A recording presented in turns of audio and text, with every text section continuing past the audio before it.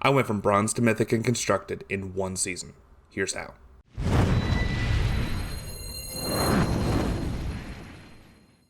Hello and welcome. I am Mundane Failure, but you can call me Jeremy if you prefer, and today I am going to share with you my journey of going from bronze to mythic.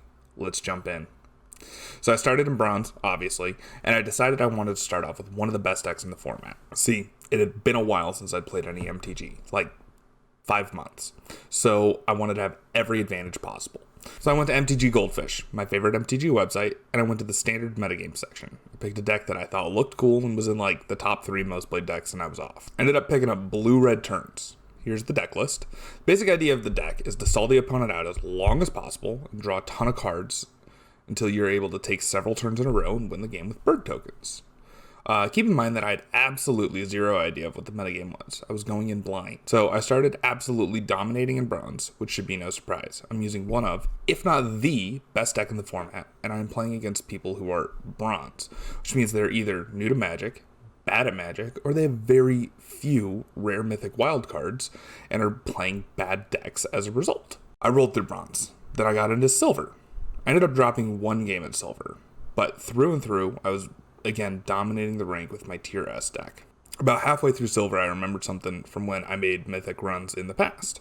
You should be playing an aggro deck, at least in the early ranks, so I switched to mono white. Now here's why you want to play an aggro deck. Even if you're playing a deck that has a slightly lower win percentage, you're playing games faster, oftentimes much faster. So, for example, if the blue-red turns deck I was playing had a 60% win rate, but games were taking 40 minutes per match, it would take 3 hours and 20 minutes to go up 2 bars. If mono white has a 55% win rate, and games take 10 minutes in that same 3 hours and 20 minutes, I could also go up 2 bars. However, the difference is in best of 1 and best of 3. See, I was playing best of 1 for mono white, and the ladder ranking is much more forgiving for best of 1 than best of 3. In best of 3, when you rank up for a new division, you get 1 free loss to not go down a division. In best of 3, your first 3 games are protected. Also, it seems that in reality, the win percentage for mono white was actually better than blue-red turns.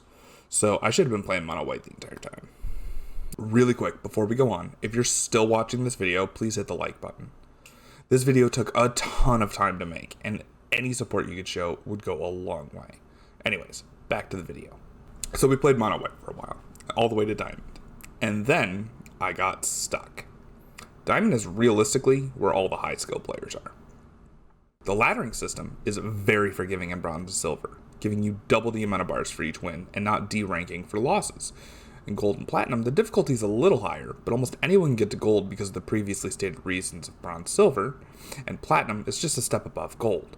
But in diamond, everyone is gunning for mythic, and so everyone is trying hard to win the game. So we hit a bit of a plateau. Finally, we switched decks again. We switched to a deck that I found on Day 9 TV's YouTube channel, link in the description to the original video.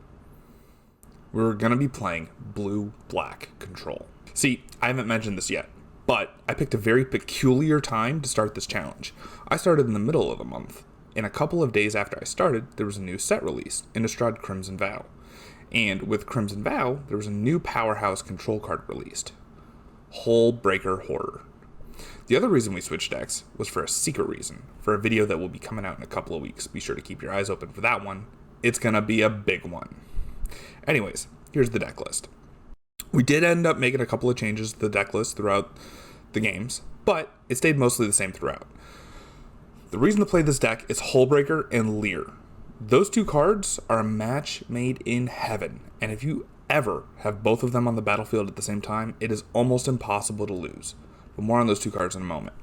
Originally, we were playing Meat Hook Massacre in the sideboard and Duresses in the main deck, but it seemed that the aggro matchup was one of our worst, so I wanted to essentially be pre-sideboarded for the aggro matches. Finally, I ended up adding in the Malevolent Hermits, which were originally copies of Disdainful Stroke. The Hermit is better because it can counter any non-creature spells, and can also apply a lot of pressure in the early game if you are able to land it. Now I have some stats for the blue-black control deck that we played.